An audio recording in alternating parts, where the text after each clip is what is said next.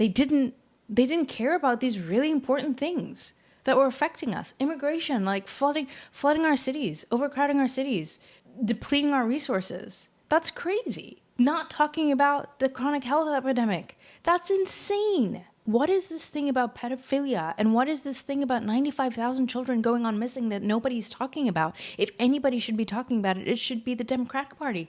No? How could anybody be on the side of that?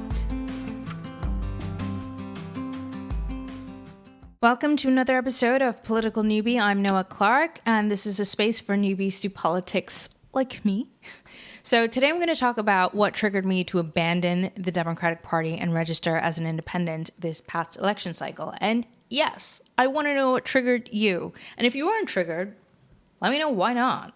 But my trigger was immigration policy.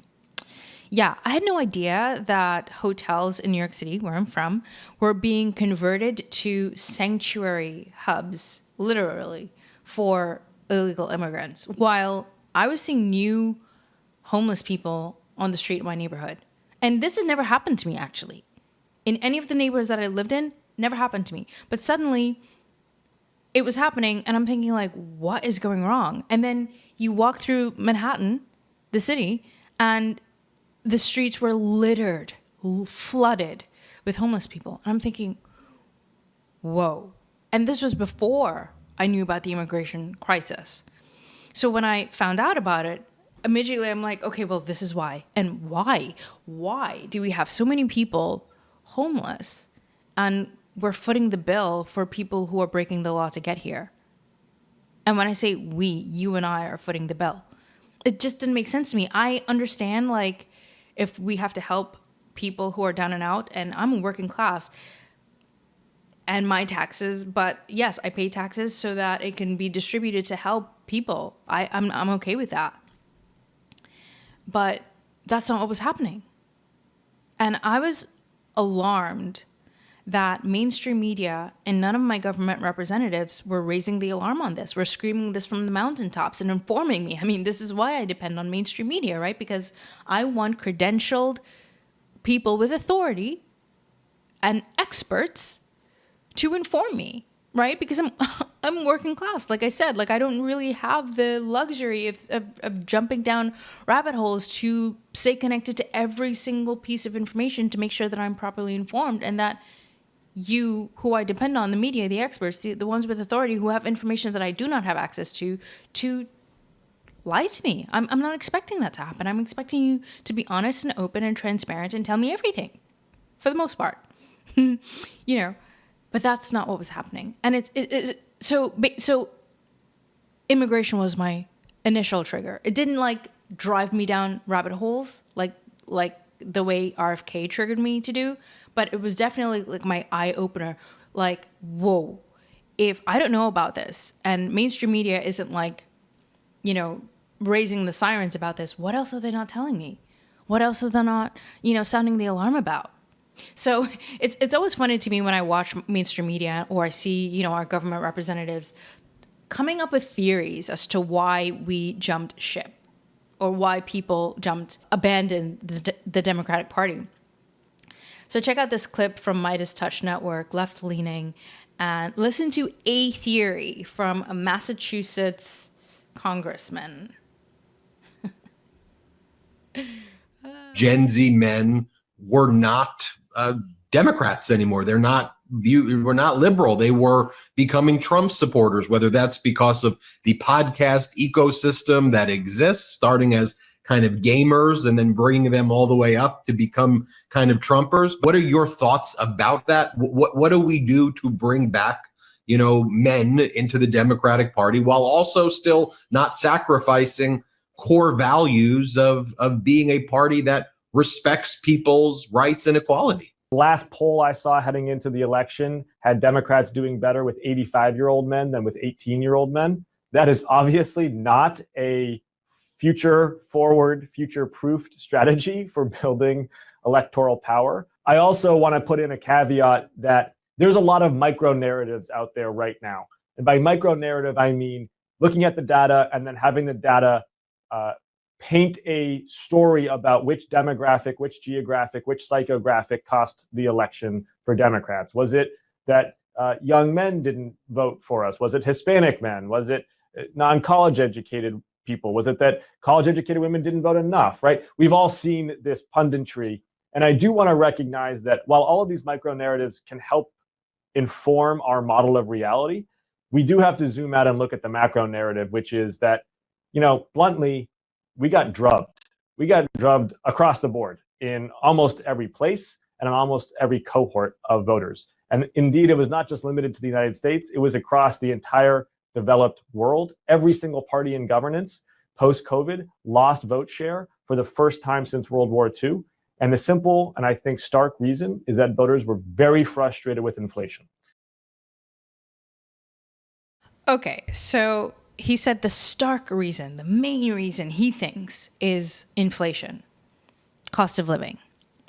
Okay, so I'm going to speak for myself here because maybe that was your trigger, but I wasn't thinking about cost of living. It definitely was not in my top 3. And I'm working class and I have to live way below my means in order to afford tiny luxuries like, this tonal behind me because I want to take care of my health, healthy food. Those are really the things that I splurge on. I don't go on vacation.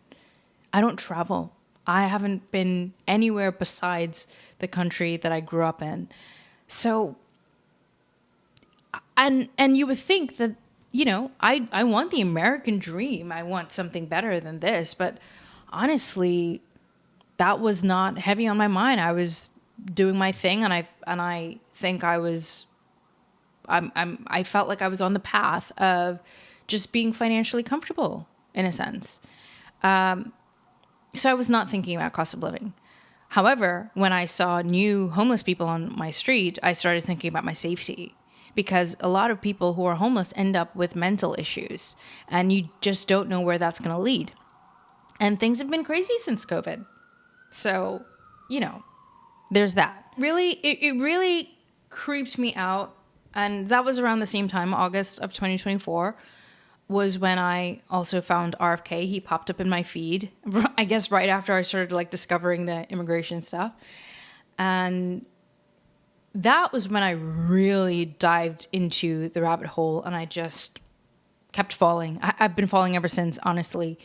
And started realizing, wow, my mind started being opened about all the things that mainstream media was keeping from me. And honestly, I have been distancing myself from mainstream media because for a while, for over a decade, I've been slowly pulling away because they just felt redundant and repetitive and speculative. And I didn't feel like there was any real journalism going on because they kept talking about what their opinion was. And I'm thinking, well, why do you have an opinion? Don't you know what the facts are?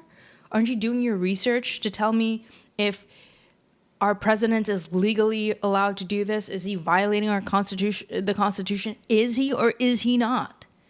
And if he is, have someone who on the TV who absolutely understands what the president is constitutionally allowed to do so that you're informing the rest of us. Don't just talk and sit down all night talking about what you think about it. So, I was already pulling away and I just thought they were stupid. But then RFK made me realize, no, this isn't stupidity. This is intentional. This is calculated. They are purposely keeping me distracted and filling my mind with nonsense so that, I don't know, so that I'm having more emotional responses to things, maybe. Maybe that's what the goal is, because everybody's pretty emotional these days. No one can really talk to each other as much anymore. You don't see that happening as much. Well, I would say before art. Well, I would say maybe it's starting to get better. I don't know. I it's hard to say, honestly. You tell me, are people getting better at, people from opposite sides, are they getting better at communicating with each other? And I feel maybe this whole Israel conflict thing in the Middle East maybe makes people a little bit more emotional. So maybe that's not happening anymore. But definitely it felt like it was getting better last fall when RFK and Donald Trump were kind of like creating this unity party and everybody was talking to each other. That was lovely. But anyway, yeah, my distrust in the media. Sorry, I have my Invisalign on. I'm so sorry, but if I take it out, you're going to see the gaps in my teeth, and I'm afraid of that, so I'm not taking it out. And that's the other thing that I didn't like about what was happening to RFK was the fact that, yes, if you think he's a quack, bring him on TV, bring your experts, and debunk him for the whole world to see. Embarrass him on national TV. Let's all see it. Instead, they censored him. Why? Don't they have valid points? Don't they have concrete proof and evidence to counter everything that he's stating and claiming? If you don't, then something is clearly wrong. And that what creeps me out about my party. If you think that he's a quack, do you care about the health? Because there is no doubt we have a health crisis in our country. There is no doubt. We are 69 on the chart of when it comes to the healthiest countries. We're 69. Every third world countries are before us. Like, what? I just found out from the press conference that Donald Trump just did that countries do not buy agriculture from us. They do not. We don't export our agriculture to other countries because we poison our food. There is something fundamentally insane about what's happening in our country. And I was shocked when RFK came out last year, or when I was introduced to him last year, and I saw not a single Democrat out there, at least, in the very least, taking his talking points. Like, yeah, censor him, do whatever you got, but make your own version of it. Something. Make it your platform. And make it bigger and better and better. Something. Tell the American public that we're 69 on the chart. Iran is healthier than us, the country that we're about to go to war with. Tell the country that we poison our food so much. All the chemicals that are banned in our food, that we use in our food, are banned everywhere else. Tell them that that's the reason why no one wants to buy our food. Anyway, I'm not going to go there. That's a whole different episode, and I actually have material for that. But that was my issue. That was my issue with the Democratic Party. It just seemed like they didn't want to. They didn't care about these really important things that were affecting us. Immigration, like flooding our cities, overcrowding our cities, depleting our resources. That's crazy. Not talking about the chronic health epidemic. That's insane. And then on top of that, you want to censor all the people who are talking about it. That's wild. How did any Democrat feel comfortable being on that side of things? It was just wild to me. And I was like a vote blue no matter who person. Anyway, I had to figure out who to trust, right? My trust with mainstream media was shattered. So I entered into the podcast world. I did not know anything about podcasting. I didn't participate in podcast culture before August of 2024, before RFK, because it just didn't make sense to me. It was like, I don't even like radio. And to me, podcast was just like radio with video. It was just like, what's the point of that? You just listen to two people talk? What? I didn't even know it was a one person thing either. I didn't, so I got into that and I started listening to podcasts from all sides. And the thing about that is, especially when you're uninformed like me and you're not a political animal and you don't know your history. I'm one of those people, like I'm really bad at a lot of things and you don't understand how much deep diving I've been doing to sort of get myself up to speed. And I will never get up to speed. I'm just too far behind the mark. But I'm doing my best. Basically, I want to be way more informed than I was a few months ago. And you listen to all these people from an uninformed position, and they all sound pretty convincing. I mean, depending on who you're listening to from the different sides, they're pretty convincing. I mean, it doesn't matter how emphatic or animated or expressive they are. Based on what they're saying and communicating, you're like, yeah, I get it. So I'm going to play you a clip from this podcaster, Kyle Kalinske, who I came across recently, who is defending the Democratic immigration policy. Okay, and tell me if you're convinced. He sounded pretty convincing to me. When I say that, I mean, he convinced me. He talks about Biden's open border and, implies like Sam Cedar supports it and Democrats more broadly support it. And they're all crazy because how could you support an open border? And it's moments like this where I want to pull my fucking hair out and where I think no matter how on point I can be in this show and how direct I can be in this show, explaining the reality of stuff to you guys, it just doesn't break through with some people. Right. And that drives me crazy. So this is the talking about you hear all the time. Oh, open border. The left wants open borders. The Democrats want open borders. Joe Biden had an open border. Guys, I don't want any of you to ever take my word for anything I say. I want you to fucking fact check me. Fact check me to the high heavens for all I care. So I immediately went to Grok knowing that this was false. And I asked Grok, who deported more people? Trump in his first term or Biden in his term? Answer. Joe Biden deported more people during his term than Donald Trump did during his first term. According to available data, Biden's administration conducted approximately 4 million deportations over his 4-year term, while Trump's first term was around 1.9 million deportations. Joe Biden doubled the number of deportations Donald Trump did. Okay, can I just say, he started off by saying he went to Grok. Why did he go to Grok? I don't know. But he went to Grok to find out this information, and he said he knows it's going to be wrong. But then because it confirmed what his belief is, he was just like, this is it.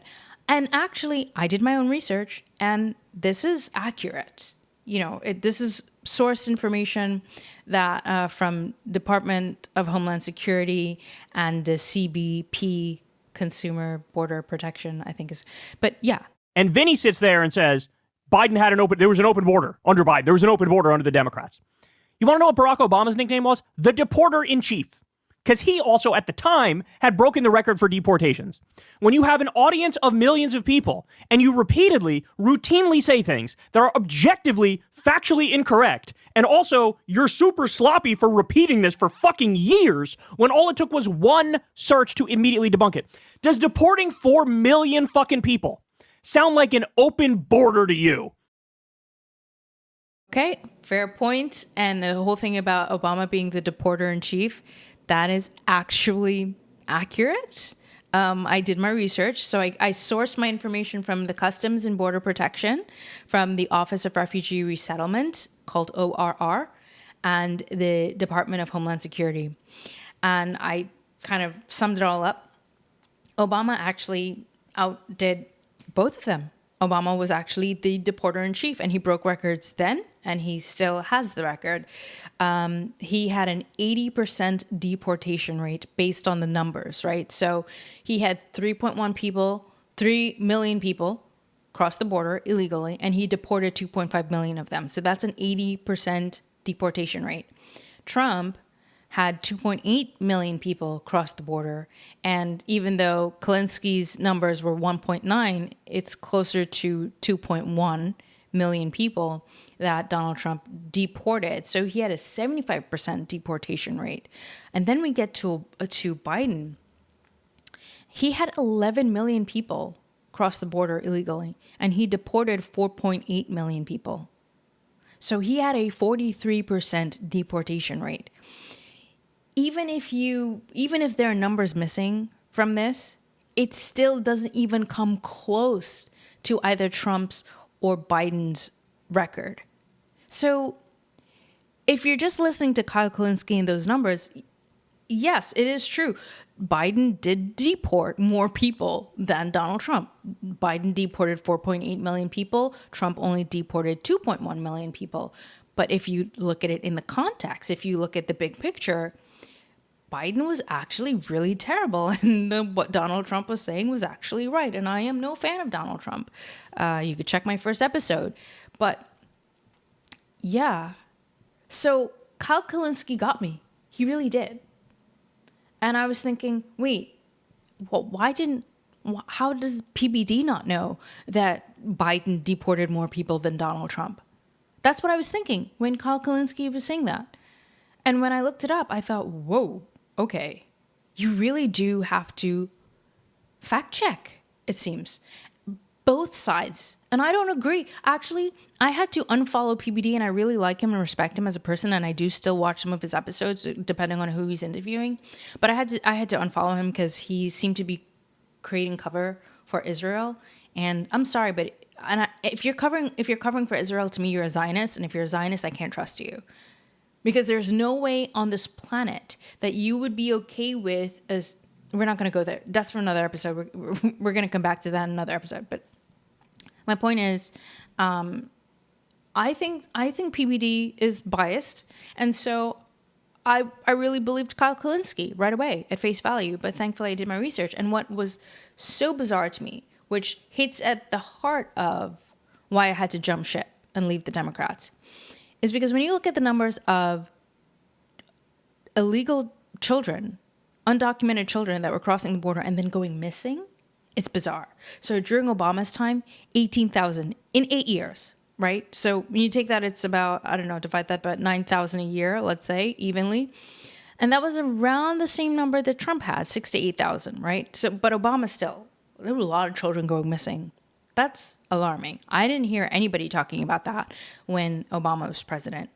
I didn't hear anybody talking about it when Trump was president. But then we get to Biden and 95,000. Like, how do you go from 18,000 to 95,000? How? It just doesn't make any sense to me. And it blows my mind that nobody sounded the alarm on this in mainstream media. Not even our government representatives.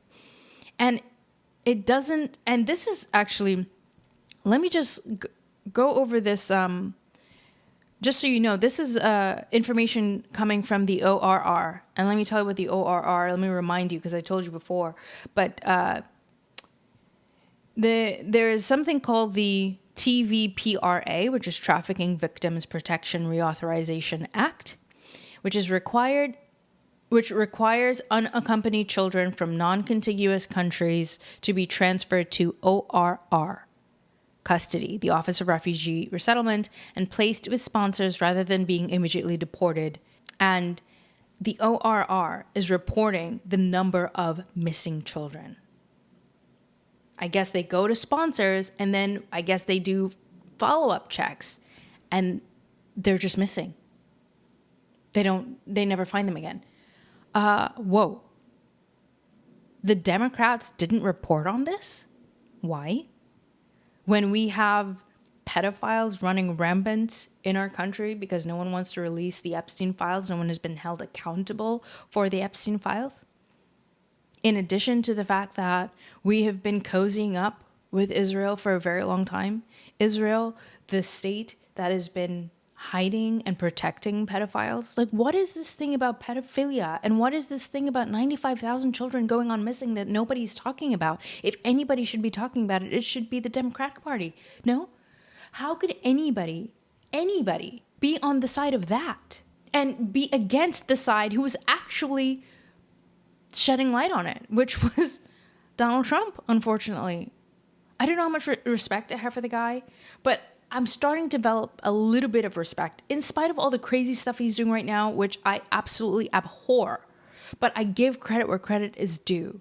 And if you are sitting there, Donald Trump was talking about health after RFK. He was going on and on and on and on about the children that were going missing, crossing the border. He was talking about the insane numbers of people coming through the border, and he was right. I didn't even know he was right. I thought he was just being hyperbolic.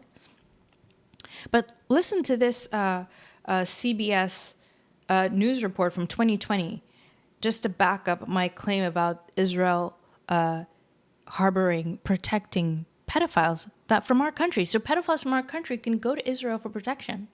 Craziness, crazy talk. I didn't know this. A CBS News investigation has uncovered a loophole that allows accused and convicted American pedophiles to escape justice by moving to Israel. So Ian Lee has been following this for more than a year, and he traveled.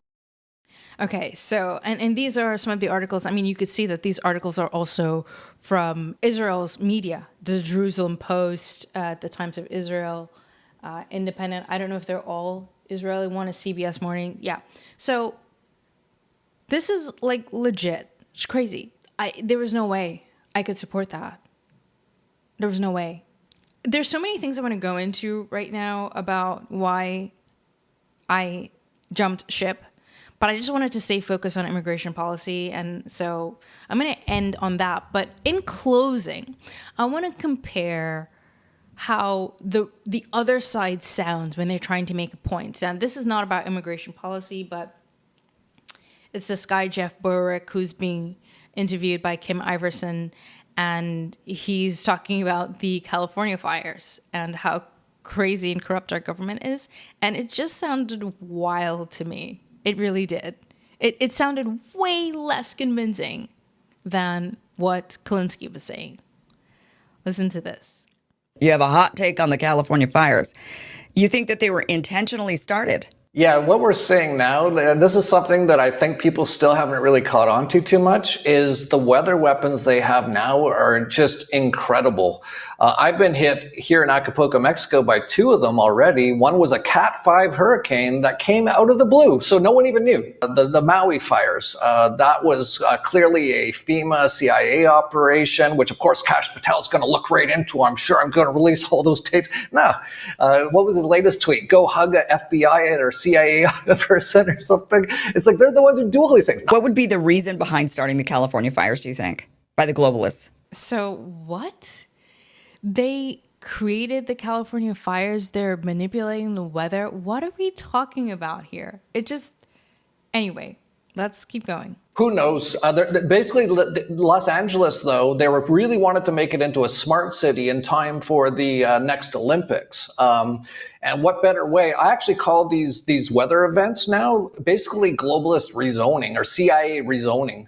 So LA, it looks like they wanted to make it into a smart city. That's what the plan was. And it was pretty incredible to see Gavin Newsom, while the fires were still going on, talking about how he's so excited to now turn it into a smart city and all that kind of stuff. And BlackRock's going to come in and buy up all the land. And everyone's fire insurance was canceled like a year before the fires, same as usually happens. So most of these events now, including even the earthquake probably in Myanmar the other day, the Japanese finance minister said he had to turn over most of the Japanese financial system to essentially the CIA Mossad after they threatened them with an earthquake machine, and they actually used it on one area to show them how it all works. So they've got earthquake machines, hurricane machines, all these kinds of stuff. The chances of what happened in Los Angeles being, a natural event is almost zero. When you look into everything that happened there, it clearly was planned. What's the agenda? I don't know. Okay, so when I first heard this interview, I just took it at face value. I was like, okay, this guy's, he had some really great stuff to say. I agreed with a lot of what he was saying throughout the whole interview, and I'm gonna actually link it in the description so that you can go check it out. It's a really good interview. But when he got to this portion, I was like, oh my God, this guy is bananas. It was just too much. So then I was like, you know what? When I was creating this episode, and I was like, okay, this is like an extreme version of what happens on the other side of the aisle. When you're trying to go through these podcasts, you're trying to like find a source of information that you trust. And this is what you come up with. You come up with Kyle Klinsky and Jeff Berwick. Just 2 examples, right? There are many. I have many, many examples, but I chose those 2 because they were kind of intense. This is intense. Like the CIA, our government threatened the Japanese government with creating an earthquake for financial reasons. What? The Minister of Finance in Japan turned over its finances to us. What? Okay. I saw this post from Nicole Shanahan. As Tennessee, Florida, and other states lead the way in banning geoengineering. Geoengineering? The federal government should follow suit in all weather modification contracts. Weather modification? What? At the DOD, DOE, EPA, restored informed consent to the people where it belongs. What is she talking about? Why is she talking about weather modification? I trust Nicole Shanahan. She is a source that I trust. So immediately I'm like, she's kind of saying what this guy's saying. So I decided to do a little bit more research.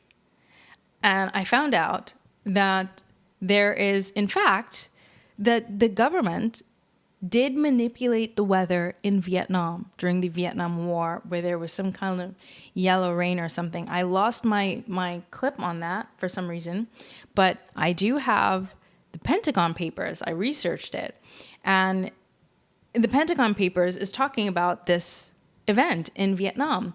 And it's officially titled Report of the Office of the Secretary of Defense Vietnam Task Force, which was commissioned by Secretary of Defense Robert McNamara in 1967. And in June of 1971, small portions of the report were leaked to the press and widely distributed. The complete report is now available with no redactions compared to previous releases. So everybody who wants to go see this can go to just type in Pentagon Papers, archives.gov, and you can click on any of these reports to find out how the government manipulated the weather in Vietnam. So then I found out that there is a HAARP program, which is High Frequency Active Auroral Research Program. And it was established in 1993, so a while ago, and is located in Gacona, Alaska. It was initially funded by the U.S. Air Force, the U.S. Navy, the University of Alaska, and the Defense Advanced Research Projects Agency, DARPA. So the government and the military. HAARP is a research program designed to study the ionosphere, a layer of Earth's upper atmosphere that is ionized by solar radiation and plays a key role in radio communication and space weather. Okay. All right. So then I looked into his claim about the Japanese Ministry of Finance. I went on to the Ministry of Finance's website in Japan. I saw that there was a schedule for a G20 meeting in Cape Town, South Africa this February, where they were talking about who is going to be in control of global finance stuff for Japan. So right now, the head of the IMF managing director, which is International Monetary Fund, Kristalina Georgievas, she is up for re-election, or maybe they want to select a new one. But if they met at the G20 meeting in February to discuss her, then that's fine.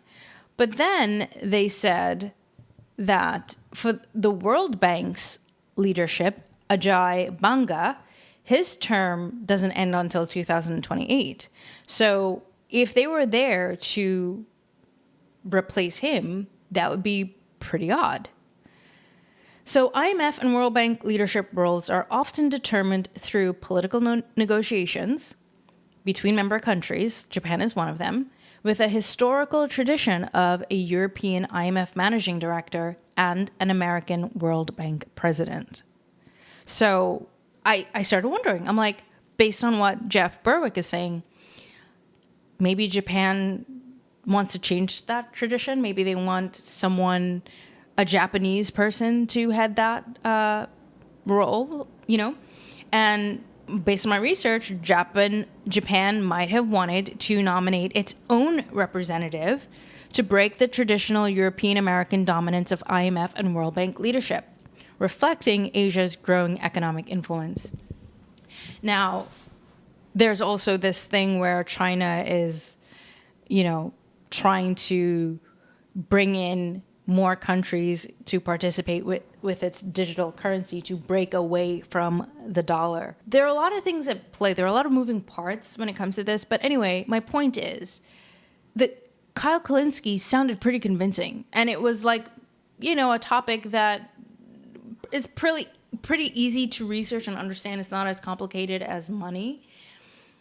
And usually you wouldn't feel compelled to research what Kyle Kulinski said, but he was also as misleading as the PBD podcast, the people who he was criticizing. And then this guy on the other side of the aisle, who sounds kind of wacky, you dig into what he's saying, and as wacky as it sounds, it actually connects.